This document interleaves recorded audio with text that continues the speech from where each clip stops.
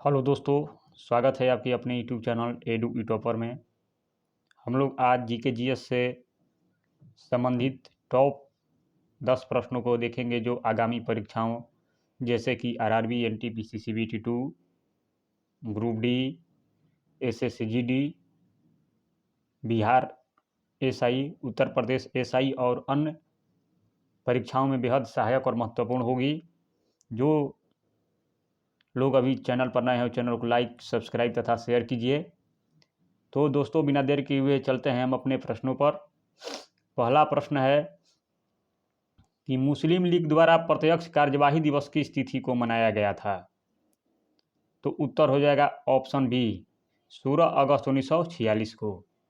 16 अगस्त 1946 को। इससे संबंधित कुछ तथ्य जान लेते हैं। मुस्लिम लीग के द्वारा कांग्रेस मंत्रिमंडलों के त्याग पत्र पर 22 दिसंबर 1939 को मुक्ति दिवस के रूप में मनाया गया। याद रखेंगे, मुक्ति दिवस 22 दिसंबर 1939। मुस्लिम लीग के लाहौर अधिवेशन में अध्यक्षता मोहम्मद अली जिन्ना ने की थी और उसमें पाकिस्तान की मांग की गई थी और यह अधिवेशन 24 मार्च 1940 ईस्वी को हुई थी। कैबिनेट मिशन का आगमन भारत में 24 मार्च 1946 को हुआ था, जिसमें ब्रिटिश मंत्रिमंडल के 3 सदस्य थे, पैथिक लॉरेंस, सर स्टीफोर्ड क्रिप्स एवं एबी एलेक्जेंडर। और मुस्लिम लीग की जो स्थापना हुई थी वो 30 दिसंबर 1906 ईस्वी को हुई थी। अगला, दशावतार चरित एक काव्य है, इसकी रचना किस कवि ने की थी? तो उत्तर हो जाएगा ए, क्षेमेंद्र। आइए कुछ और लेखक के बारे में जान लेते हैं। 10 कुमार चरित के लेखक दंडी, चंडी शतक के लेखक बाणभट्ट, कथा सरित सागर के लेखक सोमदेव, काव्य मीमांसा के लेखक राजशेखर, उत्तर रामचरित के लेखक भवभूति। चलिए अगला है, राज्यसभा एक अस्थायी सदन है, इसके प्रत्येक 2 वर्ष के पश्चात कितने सदस्य अवकाश ग्रहण कर लेते हैं और उतने ही नवनिर्वाचित हो जाते हैं? ऑप्शन ए है 1/3, बी है 2/3, सी है 1/4 और डी है 2/4। तो उत्तर हो जाएगा ए, 1/3। राज्यसभा के प्रत्येक 2 वर्ष के पश्चात 1/3 सदस्य अवकाश ग्रहण कर लेते हैं और उतने ही नवनिर्वाचित हो जाते हैं। आइए इससे संबंधित कुछ तथ्य जान लेते हैं। राज्यसभा में अधिकतम सदस्यों की संख्या है 250। धन विधेयक जो है राज्यसभा में प्रस्तुत या पुनर्स्थापित नहीं किया जा सकता है। मंत्री परिषद राज्यसभा के प्रति उत्तरदायी नहीं होती। और भारत का जो उपराष्ट्रपति है वो राज्यसभा का पदेन सभापति होता है। और जब लोकसभा भंग हो तथा आपात स्थिति लागू कर दी जाए तो इसका अनुमोदन राज्यसभा ही करती है। अगला, सबरीगिरी परियोजना किस राज्य से संबंधित है? तो उत्तर हो जाएगा ए, केरल। और आइए कुछ परियोजना से संबंधित राज्य जान लेते हैं।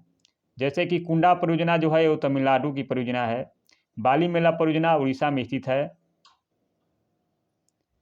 सहारावासी जल विद्युत परियोजना जो है वो कर्नाटक में स्थित है। ताबा परियोजना जो है वो मध्य प्रदेश में स्थित है। गिरना परियोजना जो है वो महाराष्ट्र में स्थित है। और भाद्रा परियोजना जो है वो कर्नाटक में स्थित है। अगला प्रश्न, चंद्रशेखरन समिति का संबंध किस क्षेत्र से है? ऑप्शन ए, राजस्व से, बी, शेयर बाजारों से, सी, बैंकिंग सुधार से और डी, अंतरिक्ष अभियान से। तो इसमें उत्तर हो जाएगा ए, बी, शेयर बाजारों से। बैंकिंग सुधार से जुड़ी जो समितियां हैं वो हैं नरसिम्हन समिति, गोईपोरिया समिति, नचिकेत मोर समिति और बिमल जलान समिति।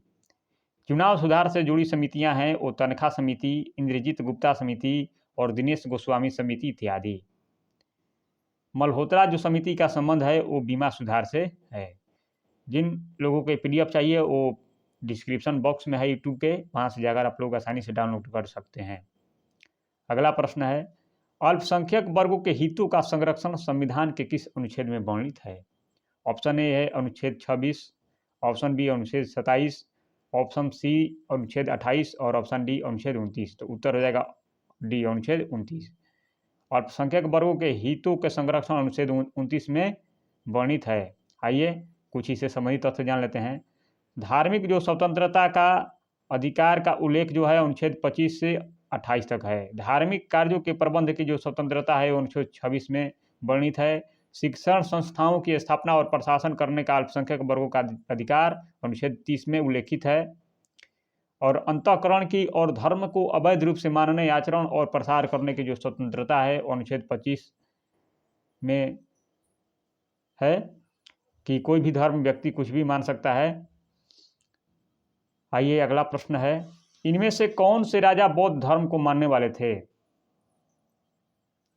ऑप्शन ए कलिंग नरेश खारवेल, बी राष्ट्रकूट राजा अमोघवर्ष, सी मगध नरेश बिंबिसार और डी कौशल नरेश प्रसेनजीत।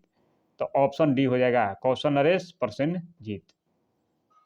अगला, बौद्ध धर्म के कुछ प्रमुख अनुयायी शासक थे, जान लेते हैं।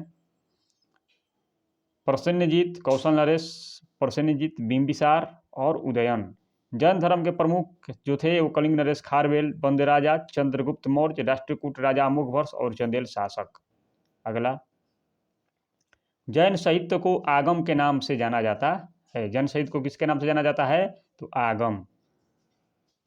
अगला, मिलिंद पन्हो ग्रंथ में यूनानी राजा मिनांडर और बौद्ध भिक्षु नागसेन का दार्शनिक वार्तालाप है, यानी वार्तालाप का वर्णन मिलिंद पन्हो एक ग्रंथ है, बौद्ध ग्रंथ है, जिसमें मिनांडर और बौद्ध भिक्षु नागसेन का वार्तालाप का वर्णन है। अगला प्रश्न है, प्रथम विश्व युद्ध की शुरुआत किस तिथि को हुई थी? तो उत्तर हो जाएगा बी, 28 जुलाई 1914। अगला, प्रथम विश्व युद्ध में कुल 37 देशों ने भाग लिए थे और प्रथम विश्व युद्ध का जो तत्कालिक कारण था वो ऑस्ट्रिया के राजकुमार फार्डिनेंड की बोस्निया की राजधानी सेराजेवो में हत्या थी, यानी सेराजेवो हत्याकांड। और वर्साई की जो संधि हुई थी 28 जून 1919 ईस्वी को जर्मनी के साथ हुई थी और प्रथम विश्व युद्ध की जो समाप्ति हुई वो 11 नवंबर 2018 को हुई थी। अगला, पिटली द्वीप भारत के किस केंद्र शासित प्रदेश का एक द्वीप है? तो उत्तर हो जाएगा बी, लक्षद्वीप। लक्षद्वीप केंद्र शासित प्रदेश का पिटली द्वीप एक द्वीप है। आइए इससे संबंधित कुछ तथ्य जान लेते हैं। लक्षद्वीप समूह जो है अरब सागर में स्थित है। ऑन्ड्रेट लक्षद्वीप का सबसे बड़ा द्वीप है। पंबन द्वीप जो है वो मन्नार की खाड़ी में स्थित है। बैरन तथा नारकोंडम दो प्रसिद्ध ज्वालामुखी द्वीप अंडमान तथा निकोबार द्वीप समूह में स्थित है।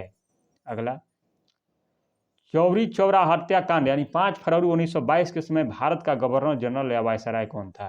Option A Lord Chelmsford, option B Lord Hardinge द्वितीय, ऑप्शन सी लॉर्ड रीडिंग और ऑप्शन डी लॉर्ड मिंटो द्वितीय। तो इसका ऑप्शन सी हो जाएगा लॉर्ड रीडिंग। आइए, 1919 में रॉलेट एक्ट के समय भारत का वायसराय जो था वो लॉर्ड चेम्सफोर्ड था।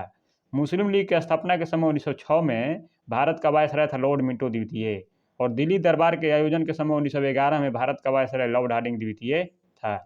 अगला, लॉर्ड जो रीडिंग का कार्यकाल है वो 1921 से 26 है। लॉर्ड चेम्सफोर्ड का कार्यकाल है वो 1916 से 1921 है। लॉर्ड मिंटो द्वितीय का कार्यकाल 1905 से 1910 और 1910 से 1915 जो है वो लॉर्ड हार्डिंग द्वितीय का कार्यकाल है। लॉर्ड हार्डिंग द्वितीय का कार्यकाल 1910 से 1915। अगर वीडियो आप लोगों को अच्छा लगे तो सब्सक्राइब, शेयर, लाइक कीजिए। धन्यवाद। फिर मिलते हैं अगले कड़ी में कुछ नए के साथ। तब तक के लिए इजाज़त दीजिए। धन्यवाद।